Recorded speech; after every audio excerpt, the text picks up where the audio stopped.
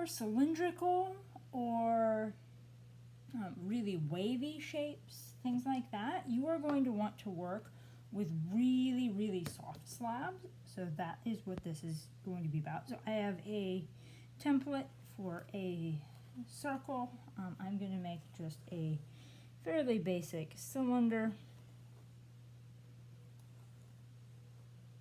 I'm going to cut that out.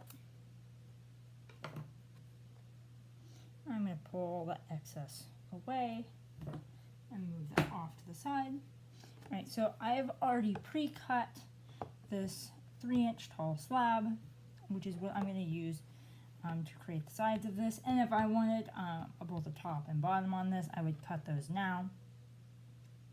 And then I'm going to start to just line this up. I'm going to wrap it all the way around, but I'm not attaching it yet.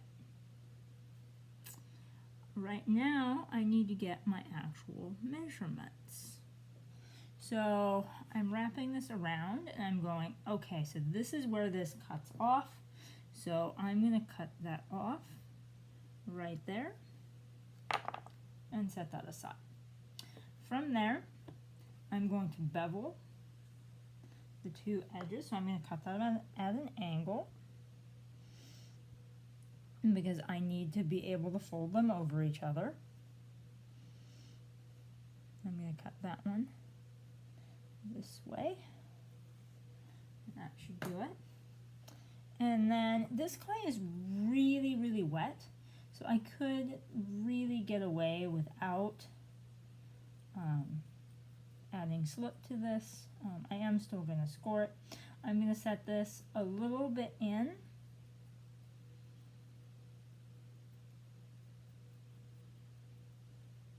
And I'm going to score the very bottom of this.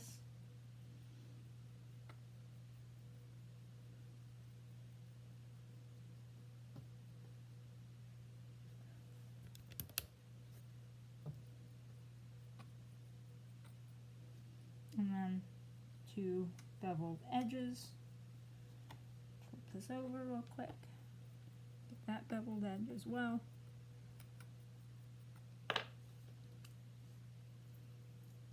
Add a quick layer of slip, and to that one and this other side. And then I'm actually going to start by placing one end of this down and pressing it on.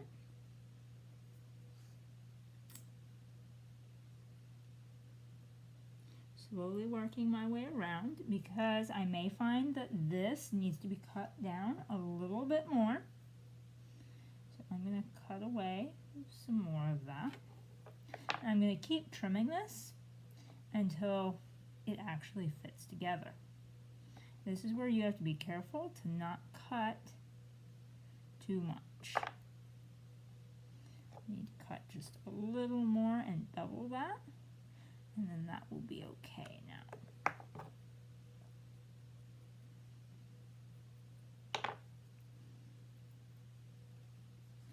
Alright, so now I'm going to fold that together, and now I'm going to hold the inside, and I'm going to fold this top layer over the other. And the reason you do the bevel for this is to keep there from being a very large lump of clay. Because if you just directly fold it over itself, you're going to end up with a very sort of thick area.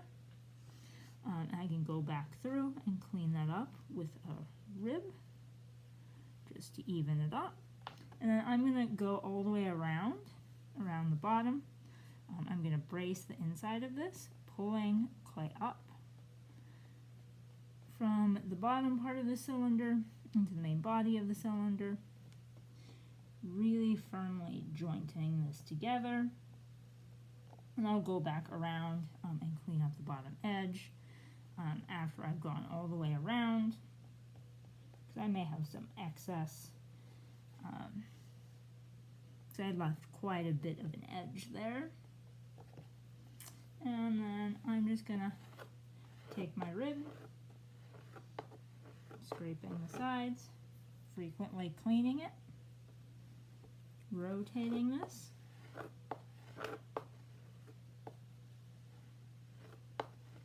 and that will leave me with nice, clean, straight sides.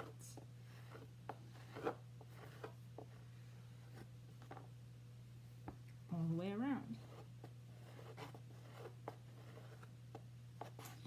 And then from here, if you're going to add a top to this, you need to let this sit for a good couple of hours until it gets a little firmer, because if I were to attempt to attach anything on top of this and try to press down, it's going to just give way. So that really does need to sit for a little while. If it's a little misshapen, shape it to where you need it to be. You may want to add a coil into the bottom of this as well, just to really reinforce that joint. But when you join clay that's this stamp, you usually don't have too many problems, so it's not really necessary. But if you want to be extra cautious, it's not a bad idea.